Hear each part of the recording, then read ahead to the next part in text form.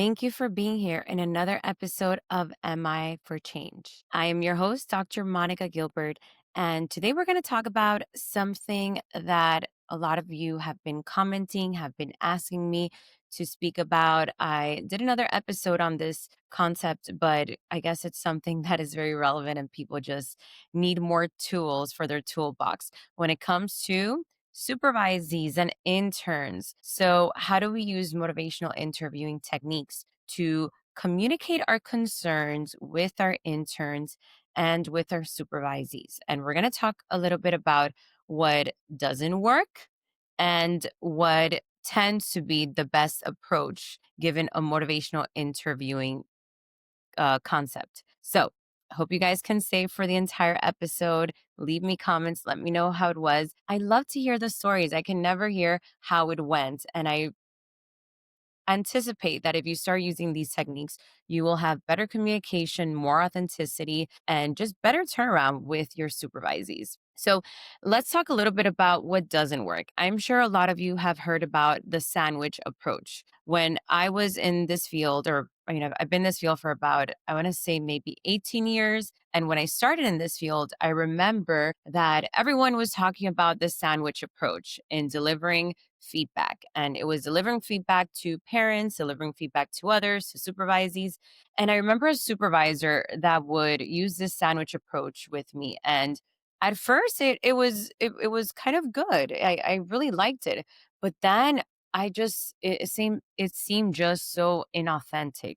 So let's talk about the sandwich method. For those of you who don't know what this method is, this is a way of delivering feedback just like a sandwich. You put the bread, then the meat, and then the bread.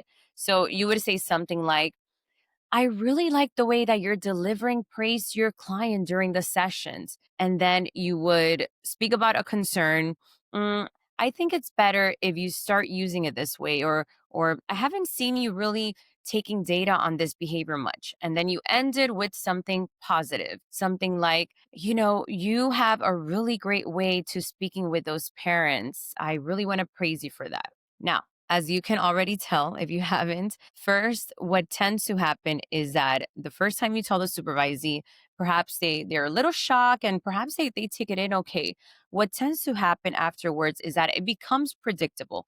And something that becomes predictable or robotic loses its authentic self. So when they already know that that's going to happen, it's sort of like, well, thank you for the feedback, thank you for the praise, brace yourself. Here comes the crunch in the middle, and then we're ending it with nice job. The second thing that happens is that it doesn't land. When you ended with the positive part, you're kind of, as a supervisee, as an intern, they're left with like, okay, what just happened here? I don't really get it. It didn't land. And what you want is for your feedback to land. That is the main point of you delivering feedback as a supervisor. You want to have, and it's not only delivering feedback. I always think about it as a communication, a conversation that you are having with that supervisee. So these are some reasons why this sandwich method doesn't work. And instead, it's important to lead with authenticity, with empathy, and with that sense of collaboration. And if you've been to previous episodes, or if you've been in the field of MI, you know what that sounds like. It sounds like the spirit of motivational interviewing. Yes, the spirit of motivational interviewing is something that we should always take with us in every conversation that we have. So, just a little refresher. And one way to remember this is using the acronym PACE. P stands for partnership. So, you want to make sure that it is a collaboration that you have with your supervisee. And oftentimes, there is a hierarchical model with your supervisee because you are their supervisor. You are the ones that are going to be rating them at the end. However, as much as possible, try to establish that partnership because a lot of the times they are your eyes, your ears, your nose. They are the ones who are there in session, seeing everything and bringing you back that data, bringing you back that information. So it just makes sense that you would be working together in a team. And again, partnership doesn't mean friendship. I oftentimes hear people say, well, we have some ethical standards where we cannot cross boundaries. Absolutely. It's not establishing a friendship, but it's establishing a respectful partnership with that other person. So, partnership is the first thing that should be um, that you should have during the session. Then it's acceptance. And acceptance, we see it a lot in our sister theoretical concepts, just like ACT and others. And acceptance is accepting that the supervisee has autonomy. This is not something that we're allowing them to have. This is not something that we are giving them. Everyone has their own autonomy. So it's just bringing it up in the session and acknowledging it. At the end of the day, they're either going to take that data or not take that data. They're going to provide that intervention or not provide that intervention. They're going to take your feedback seriously or not take it seriously. And it's really up to them. I think that during the session, saying something like, "At the end of the day, it's up to you how you decide what you decide to do with this information I just gave you." That's a really nice way of asserting that autonomy. So again, accepting that autonomy. Next is compassion. And I think that we can all have compassion for our supervisees and our interns because at some point of our career, we were that intern. We were that supervisee. Think back about the supervisors that you've had. Which of them have been the effective ones? Which of them have not been so effective? Or which ones were the scary ones that you didn't even want to approach because, well, they became an aversive stimuli. Every time you would approach them, it was sort of like this cold shoulder. They didn't provide you resources. They didn't provide you with much support. And it was very unilateral. It was them telling you what to do, and they never asked you what you thought would be effective for the client. So you probably didn't learn much from that supervisor. Again, you have the choice to become the good supervisor. You have the choice to become your best supervisor. And I think that oftentimes we forget this when we're in the field and we're so rushed and there's so much that we have to deal with. But that supervisee is looking up to you. You are not only their supervisor, you are their mentor. You are mentoring them. I've seen so many great supervisees and interns that have gone to another field or have thought about leaving the field just because they had a really crappy supervisor. I mean, just think about it. You can be changing someone's entire life. You could be changing the field, whether someone who is really good and can contribute more to this field decides to enter or not enter this field. So it is a lot of responsibility, but it doesn't have to suck. We can make better choices in the way that we are communicating with our supervisees. All right, so I derailed a little bit, but going back to the pace. So we went over partnership, we went over acceptance, compassion, and then the last one is evocation. And this means drawing out their own motivation, drawing out their own their own ideas. Oftentimes when I have these discussions with supervisees, and I'll give you a more difficult one. I had a supervisee who we had modeled what she was supposed to do with the client. We had given her extra support. We had meetings with her. We didn't know what else to do. It was just, it wasn't training because she had been in the field for years. It wasn't knowledge because she had a master's degree and she had taken the coursework. It was purely motivation. So I sat with her and I said, okay, tell me a little bit about you. What are you looking for in this field? What are you looking to get? What are some things that you want to improve? What are some challenges you see? And when we spoke about the challenges, instead of me telling her, okay, so let's set up this goal and you're going to work on this, I put it back on her. And I asked her, tell me three things that you think would help you with this challenge. What are three things that you can start doing today that will help you with these challenges that you're telling me you're having? And she started brainstorming, and I had to help a little bit because she couldn't come up with the last one. But it was really a collaborative effort. I was sitting up with her, we were establishing this partnership, and a lot of the thoughts and the ideas were coming from her. Well, when she left that meeting and she started doing it that way, I saw drastic improvements. Again, now we weren't telling her how she should improve these challenges, but she was telling herself, she was coming up with those ideas. And that's the important piece to this. You want them to come up with their ideas of how they can improve because guess what?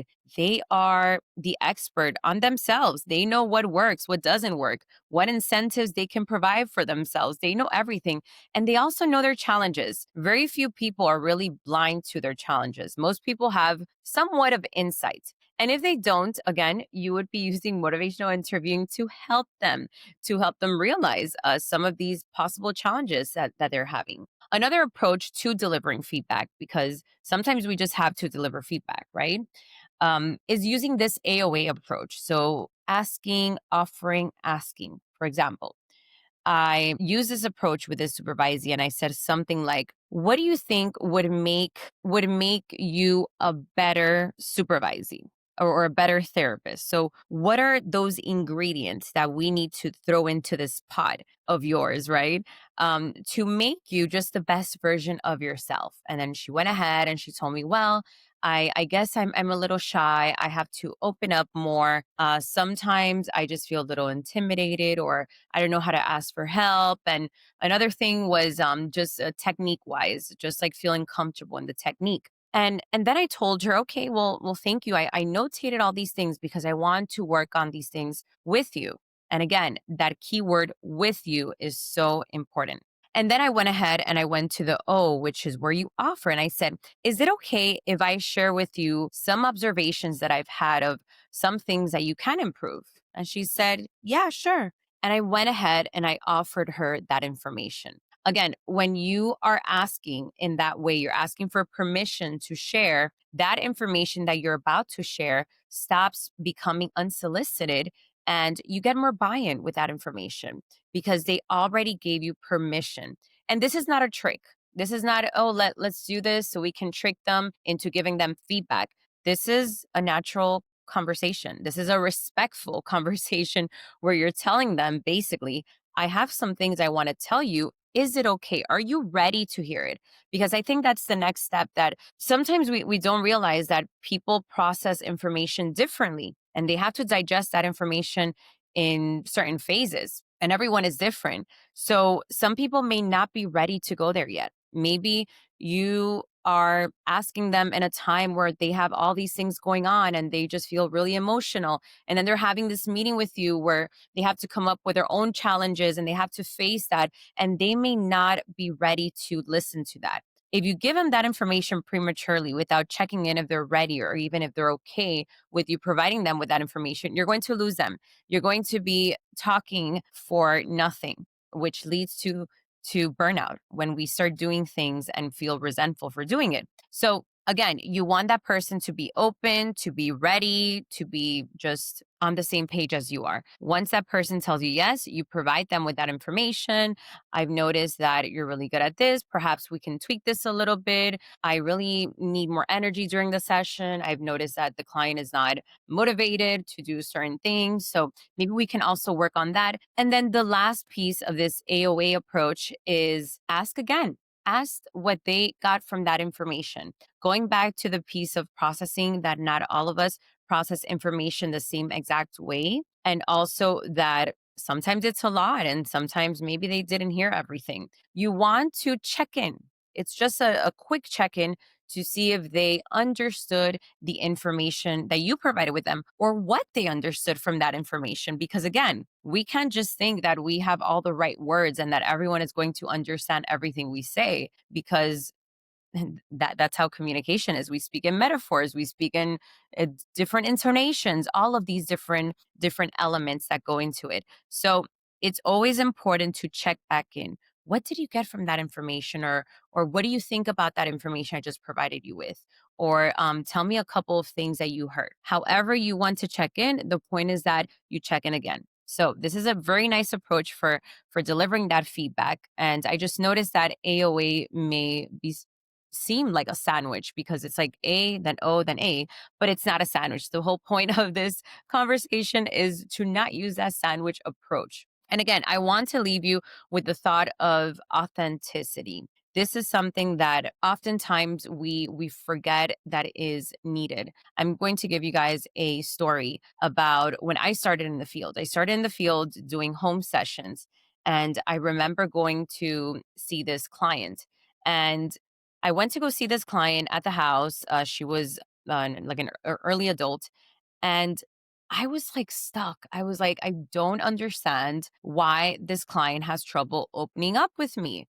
And I would try to be reinforcing and talk about all these topics. And I even spoke with my supervisor about it. And I said, hey, I don't think this client likes me. Honestly, I don't think she likes me because she's just not opening up and I just don't get it. So one day I'm backing up in the house. And those of you who know me personally know that driving is not my forte, which is okay. We can't be perfect at everything, right? So I'm backing up and I hit the mailbox. And the mailbox of her house was like one of those mailboxes that has this wooden thing that holds the mailbox. And I hit the mailbox and it falls on the floor. And she was there and she saw it all. She saw it all. I get out of my car. I'm super apologetic, trying to put that piece of mailbox back up, but I have no idea what I'm doing. I'm like flustered. I mean, it was like, for me, it was chaos. I went back home and I probably shed a couple of tears. I called my supervisor. I said, she's going to call you and say that she does not want me back. I'm almost sure of that. And to my disbelief or my surprise, she called back for a session. So I come in the next day and the session was completely different. I mean, a completely different session. She was open, she was laughing. I was like, what the heck is going on? Second session after that, the same thing. Third session, the same thing. And it got to a point where I told my supervisor, and he said, just ask her. And I said, okay. And I asked her, I said, I've noticed that you've been opening up more. Has something been going on? Is it something that I'm doing differently? Something that's happening with you? I mean, I want to know. I'm curious. And she looked at me and she said, remember that day where you ran over my mailbox? And I was like, yeah, I want to forget. Um, and she said, I saw the human side of you. When you ran over the mailbox, that you made that mistake, I was like, oh my gosh, she's like so human. I can totally relate to her right now. And I said, that's all it took. I should have done that in the beginning. I should have ran over your mailbox. And she started laughing. And in reality, it was that. It was that she saw me now as a human. Her respect didn't change for me. Our boundaries didn't change either. But what did change is that now she saw me as a person that she could trust, as a person that would be open, that could meet her in that human side. So I always take this story with me and I also convey it to my supervisees when I see that they're a little bit like, just kind of, they can be authentic because they feel like they have to fit a certain mold or they have this imposter syndrome. And the truth is that if you're your authentic self, it will be much better for you and it will be much better in the way that you communicate. It's not going to be fake. People don't like fake. And I think now more than ever, people are steering away from fake with all this social media and Photoshop and all these things. People want to see natural. They want to see real. They want to see the real deal. Take that real deal with you in your supervision session. That's what I'm going to close with. I hope you found value in this session. As always, in this episode, I always call it a session because I'm a therapist. But in this episode, please share your comments, share it with someone else, share it with a colleague that needs to hear this or someone who is struggling with their supervisee. Maybe this helps, and I hope that it does. Until next time, I hope you guys take care of yourselves. I'll see you next time. Thank you for joining me on today's episode of MI for Change. If you're ready to keep growing your motivational interviewing skills, I'd love to invite you to explore my MI Academy, where you'll find a full library of on-demand courses designed to help you put MI into practice with confidence. You can learn more at www.drmonicagilbert.com. Until next time, keep asking the questions that spark change.